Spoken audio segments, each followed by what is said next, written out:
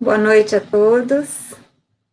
Estamos mais uma vez retornando para mais uma semana dos nossos estudos do Livro dos Espíritos. Nós que estamos aí finalizando praticamente o capítulo 6 da segunda parte do Livro dos Espíritos, viemos tratando da vida espírita, né? Agora, por último, nesse último subtítulo que nós ainda estamos estudando, nós estamos falando sobre a comemoração dos mortos, sobre os funerais. Eu estava pensando aqui antes de iniciar, né, a nossa transmissão agora há pouco, que esse assunto parece um assunto muito atual no dia presente. E nós enfrentamos, como uma das consequências dessa pandemia que assola toda a humanidade, as famílias se depararem com a impossibilidade de se despedirem dos entes queridos que estão morrendo, vítimas desse vírus. Então, são incontáveis os relatos de amigos e de outras pessoas que não puderam se despedir, que não podem fazer um funeral, não podem fazer um velório. Muitos, dependendo do local, dependendo das restrições que estão sendo impostas à população, muitos não podem nem acompanhar o féretro, né? Não podem manter-se presentes nesse momento de despedida. Então, quando a gente está falando de comemoração dos mortos e de funerais, é inevitável que nós estejamos pensando também nestas situações. E vejam só como é atual o Livro dos Espíritos. Esse não era um problema que Kardec tenha enfrentado no século XIX, mas as suas colocações e as colocações dos Espíritos permanecem tão necessárias para nós. Vamos lá, então. Dando continuidade na questão 323, Kardec vai perguntar: a visita de uma pessoa a um túmulo causa maior contentamento ao espírito, cujos despojos corporais aí se encontrem, do que a prece que por ele faça a essa pessoa em sua casa? Vejam só que a gente estava falando até agora, nas questões anteriores, que o que é mais significativo para os espíritos desencarnados não é a ritualística, ou guardarem-se as coisas, os bens, mas sim o pensamento, a lembrança, a prece. Isso sim tem real importância para eles. Mas Kardec quer agora saber se a prece que você possa fazer por um ente querido seu na frente do túmulo onde o resto do corpo dele se encontra tem mais significação do que a prece que você faça na sua casa. Essa é a pergunta de Kardec. E os espíritos respondem: aquele que visita um túmulo apenas manifesta por essa forma que pensa no espírito ausente. A visita é a representação exterior de um fato íntimo. Já dissemos que a prece é que santifica o ato da rememoração. Nada importa o lugar, desde que é feita com o coração. E olha como isso tem a ver com o momento atual que nós estamos passando. Vejam só, o espírito dos nossos entes queridos que partiram ou que estão partindo durante esse período crítico que a humanidade atravessa, na grande maioria das vezes já não está mais ali, preso àquele corpo físico. Em geral, são pacientes que passaram um tempo relativo na UTI, desacordados, ou que morreram sem o cuidado médico específico, mas vindo em um processo sempre evolutivo da doença. E a espiritualidade tem dado incontáveis mensagens dizendo das equipes inúmeras que têm se desdobrado na espiritualidade a fim de socorrer todos estes doentes que estão partindo. Principalmente porque muitos deles estão partindo despreparados. grande parte da humanidade ainda se encontra despreparada para o momento da morte.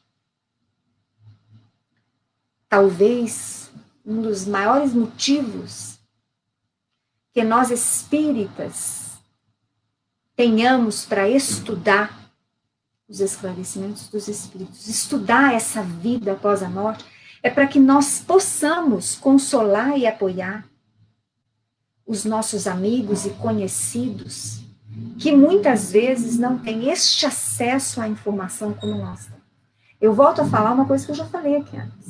O fato de conhecermos não quer dizer que a gente não se entristeça, que o espírita não chore, que ele não tenha aquele período de luto quando ele perde alguém muito amado. É claro que isso vai acontecer. Se nós não tivéssemos sentimento nenhum, aí é que estaria o problema.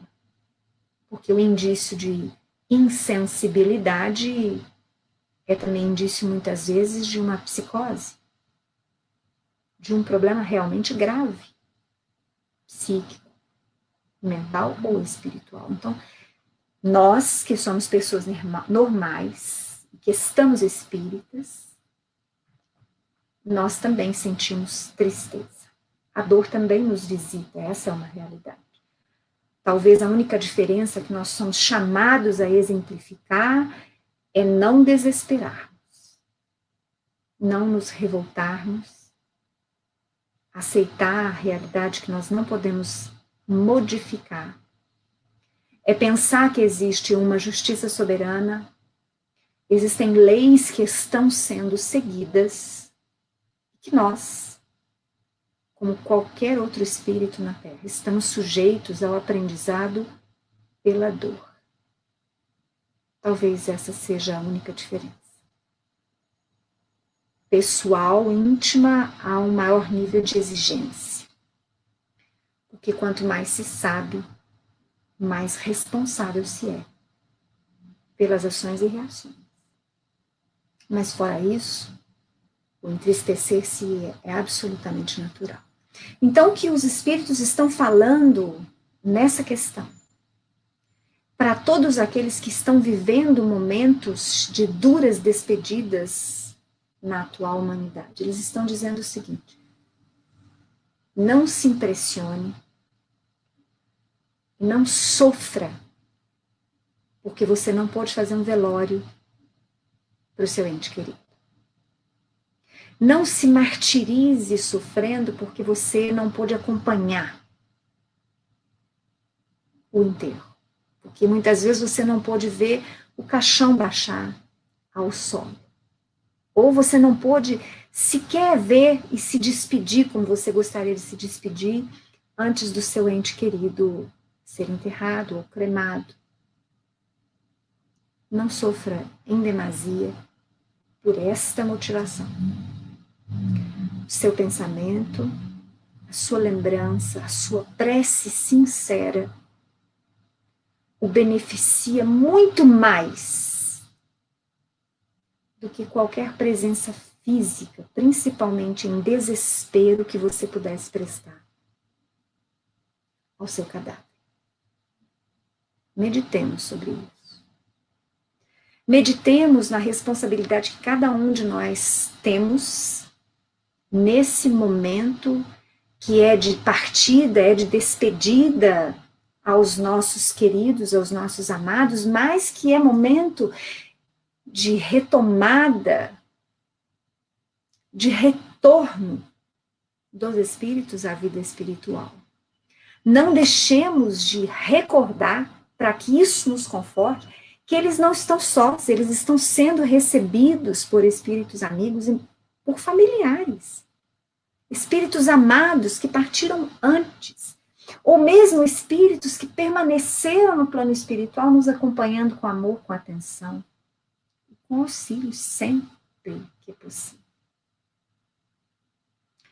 Essa noção, esse conhecimento desta realidade que o Espiritismo nos possibilita ter, é o que nós espíritas, nesse momento, temos obrigação de viver e de compartilhar. Nós não precisamos dar uma aula de espiritismo.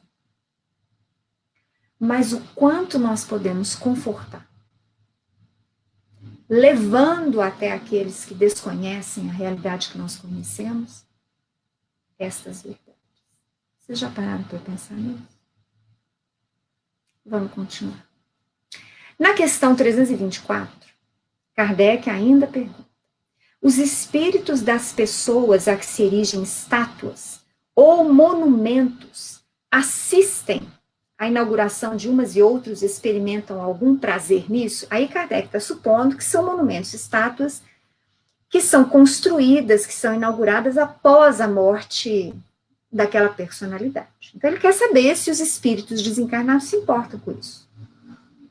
E aí eles respondem: muitos comparecem a tais solenidades quando podem, porém, menos os sensibiliza a homenagem que lhes prestam do que a lembrança que deles guardam os homens. Imaginem vocês uma situação hipotética. Imaginem vocês um grande ditador e que fez muito sofrer grande parte de seu povo. E esse ditador morre. E entende a sociedade, ou o governo, pessoas influentes que devem erigir-lhe um monumento, prestando a ele uma homenagem. No entanto, 70% daqueles que comparecem à inauguração, e que muitas vezes visitam a praça ou o local onde isso foi construído, se recordam deste espírito com rancor, com mágoa, lembram dos seus atos arbitrários, muitas vezes cruéis, tirânicos, porque nós sabemos muito bem quantas vezes a história é maquiada para chegar bonita nas páginas, nas fotos e nos museus. Então vocês imaginam, como vocês acham que seria o sentimento desse espírito? Vocês acham realmente que ele iria se sentir muito confortável com essas lembranças que lhe indicam mais uma vez seus erros? Vocês acham mesmo que um monumento ou uma estátua ou palavras de louvor em livros históricos amenizariam a consciência perturbada? A consciência que se acusa? Porque nós não temos juízes, não desse porte.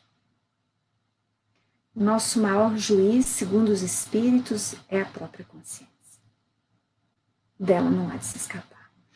Aqui no mundo físico, a gente muitas vezes pode enganar a sociedade,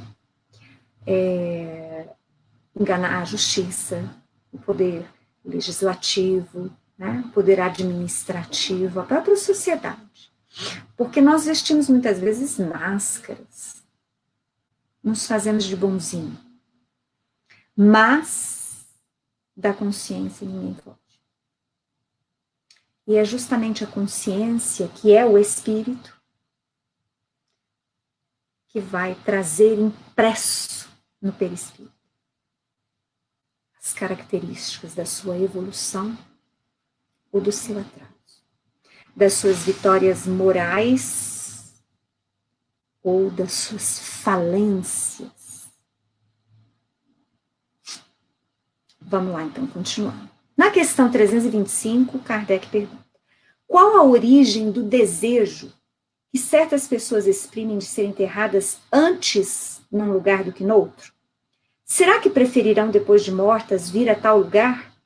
E essa importância dada a uma coisa tão material constitui indício de inferioridade do espírito? Respondem eles: afeição particular do espírito por determinados lugares, inferioridade moral.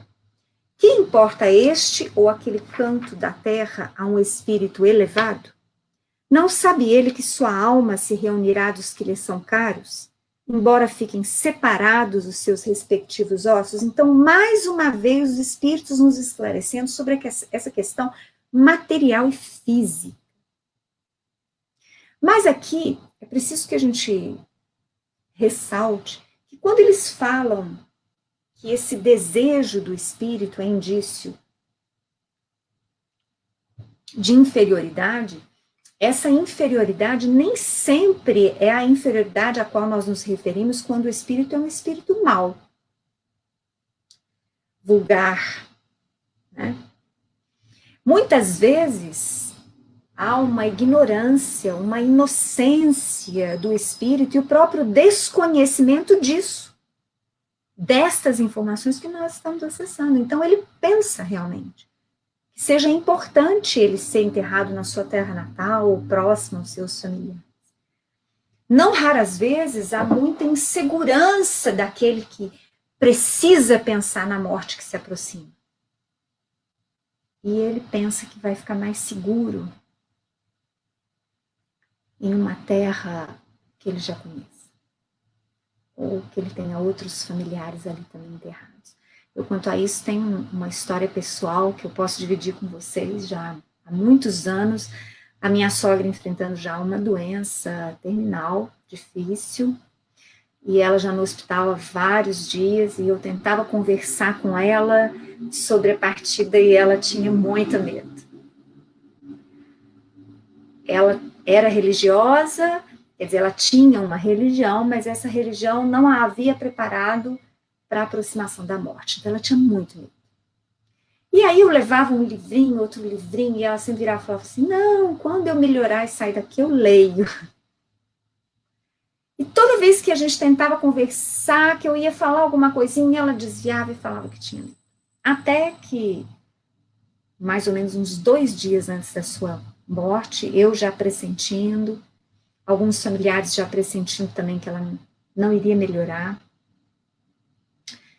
ela virou para mim, me surpreendendo, virou para mim e falou assim, eu quero ser enterrada em Paraguaçu. E aí eu falei para ela, mas Paraguaçu? Por que Paraguaçu? Nós estamos aqui em Varginha, por que não aqui em Varginha? Ah, porque a maior parte da minha família está lá, e eu não quero me sentir sozinha. Aí eu pensei um segundo e falei para ela, mas e se nós comprarmos, né, um terreno, né, um túmulo lá no cemitério campal, e a senhora vai ser enterrada lá, e depois eu também vou, quando chegar a minha hora.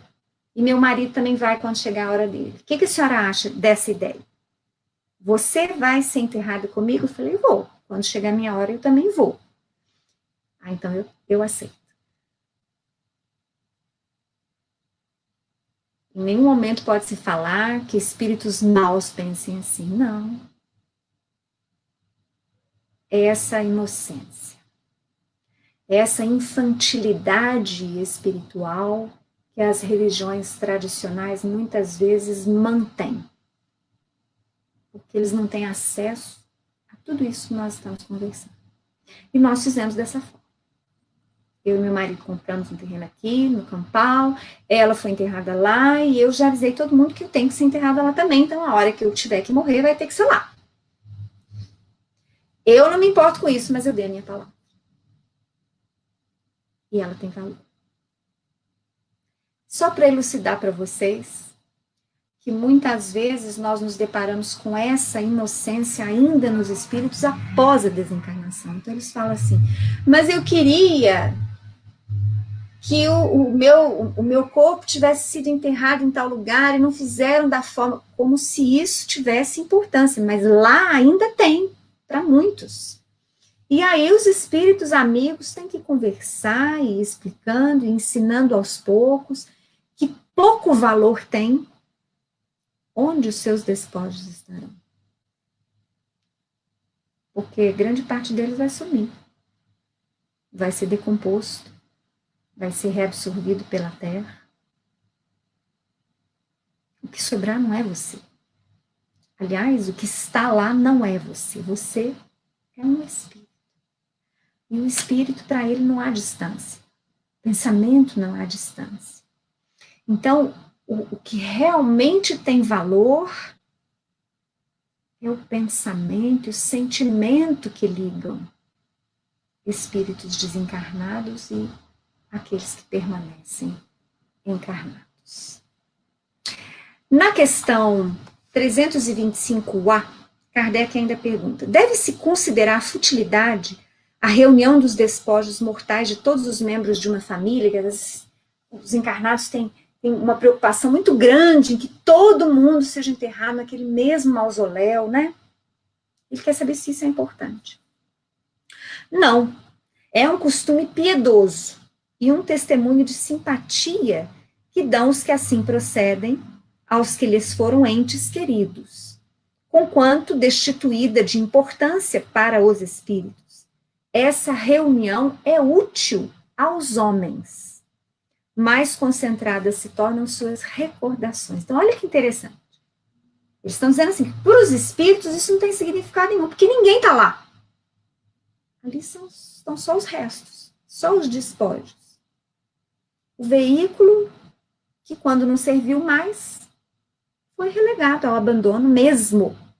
Porque os espíritos prosseguem a sua vida.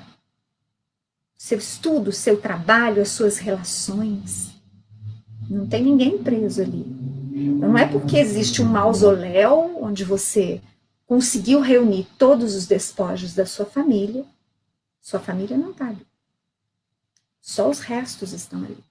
Mas reconhecem os espíritos que muitas vezes isso facilita os encarnados.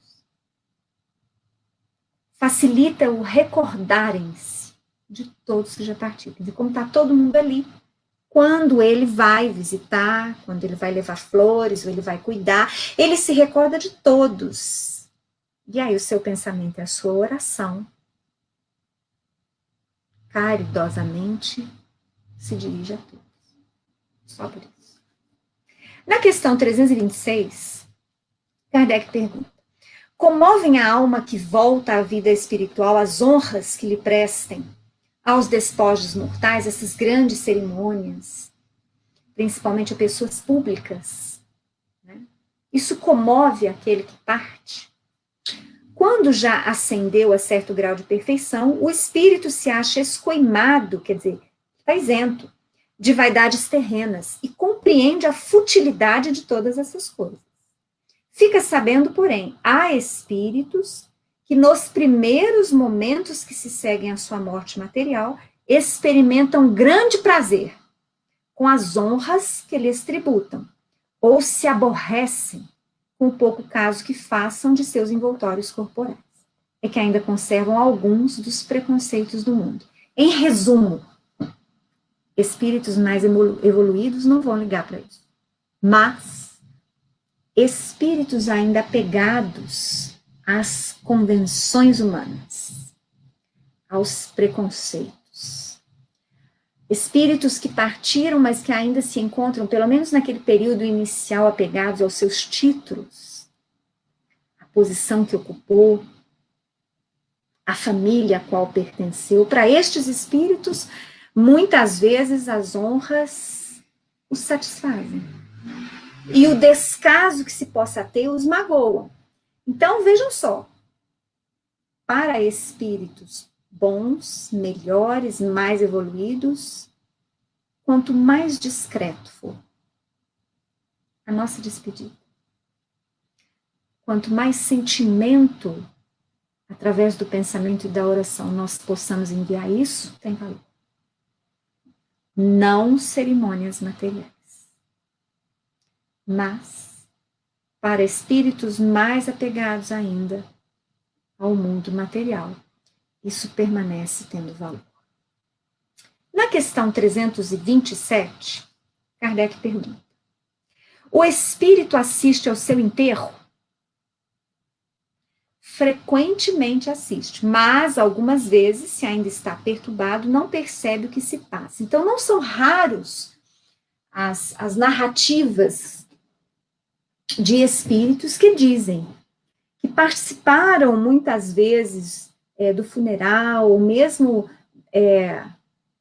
daquela procissão, vamos dizer assim, levando o corpo, né? Ou seja, assistiram ao seu sepultamento, mas não se deram conta naquele instante que era seu. Eles ainda estavam meio confusos, não entendiam por que os familiares estavam chorando, porque muitas vezes eles falavam e as pessoas não respondiam. Mas, em geral, pelo menos na maior parte das comunicações a esse respeito, o espírito está muito confuso ainda, para fazer ideia do que acontece. Mas, em outras vezes, nós sabemos que os espíritos não estão presentes. Muitas vezes foram adormecidos ainda antes do desligamento do espírito do corpo físico. Muitos deles são mantidos distantes do corpo físico na medida do possível, para que eles não sintam os embates, principalmente quando a família se desespera. E isso é muito sofrimento para eles. Muitas vezes tiveram uma morte repentina, uma morte violenta. Então, para a proteção daquele que desencarnou, ele permanece desacordado, adormecido, sob proteção dos espíritos, sob proteção magnética dos espíritos, para que esse pensamento, para que as emoções em descontrole dos familiares não o maltratem. Alguém já pensou nisso? Que o seu desespero pode maltratar quem você ama? Que o seu inconformismo, que a sua revolta pode estar enviando vibrações negativas, desequilibradas, desarmonizadas para aquele que acabou de partir? Já passou da hora da humanidade se dar conta disso. Infelizmente, o espiritismo ainda não é algo que é acessado pelas multidões. Mas para nós espíritas, nós não podemos nos esquecer disso. Tristeza, sim. Desespero, não. A não ser que o nosso egoísmo seja tanto que nós não nos importemos com aquilo que estamos enviando aos nossos amados que partem. Porque é isso que estamos enviando. O desespero, o desfalecimento, a revolta. E eu tenho absoluta certeza que se nós pudermos pensar um segundo, não é isso que nós gostaríamos que eles sentissem nesse momento de despedida. Principalmente porque eles não podem fazer absolutamente nada contra o cumprimento da lei, que foi a desencarnação. Nós não podemos fazer nada perante a morte, nem aqueles que partem podem. Por isso que a aceitação, a serenidade é busca e é exercício de cada um de nós. Não nos esqueçamos disso. Na 327A, Kardec pergunta: lisonjeia a concorrência de muitas pessoas ao seu enterramento? Mais ou menos conforme o sentimento que as anima, ou seja, dependendo das vibrações daqueles que estão participando do velório e do enterro, é preferível que tenha pouca gente. Imagina se tem muita gente revoltada, desesperada, ou pensando mal daquele que acabou de desencarnar, quer dizer, é preferível então aquele que tem uma, duas pessoas. Eu não me lembro mais aonde que eu li, não sei se foi o Chico, se foi algum espírito que escreveu através dele, ou se foi de algum outro, porque às vezes eu leio muita coisa e de repente aflora na minha memória. E eu me recordo, uma vez, de um espírito falando que ainda no atual estágio evolutivo da Terra, felizes são aqueles que têm velório e enterro como se fossem indigentes. Ou seja, que quase ninguém vai.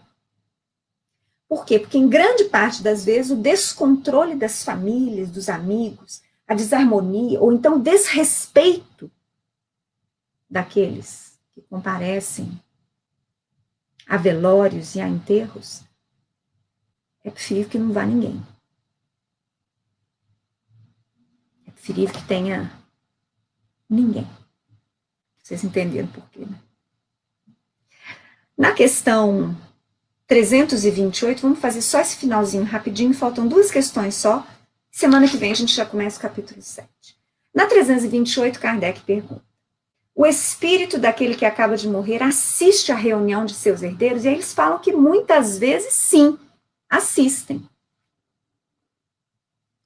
Assistem às brigas, aos desentendimentos, fruto da ganância, né? E isso muitas vezes funciona como ensinamento e castigo. Ensinamento acerca do apego. E para que eles tenham consciência naquele instante de que nada daquilo que eles possuíram, eles levaram. Aprendizado, não raras vezes, duro para aquele que partiu. E, finalmente, na questão 329, Kardec pergunta: o instintivo respeito que em todos os tempos e entre todos os povos o homem consagrou e consagra aos mortos é efeito da intuição que tem da vida futura? É a consequência natural dessa intuição. Se assim não fosse, nenhuma razão de ser teria esse respeito. Então, esse próprio respeito que temos àqueles que partiram, aos nossos antepassados, é algo também que está, podemos dizer assim, inscrito na nossa consciência, assim como as leis divinas. Assim como essa certeza da continuidade da vida após a morte do corpo físico, da existência de Deus, da supremacia do bem, do justo, de que a bondade deve imperar um dia na Terra, de que a lei maior é a de amor, tudo isso está inscrito dentro de nós. Então também o respeito àqueles que amamos e que já partiram, mas que seguem vivendo plenamente do lado de lá. Bom, eu me despeço de vocês hoje, amanhã a gente está de volta às 7 horas, dando início ao capítulo 7 da volta do espírito à vida corporal, tema muito interessante também. Agradeço a presença nessa noite do Alberto, do Anderson, da Denise e do Carlos, e de todos aqueles que nos seguem nos horários que podem acessar os nossos estudos. Aguardo vocês amanhã às 7 horas. Um grande abraço.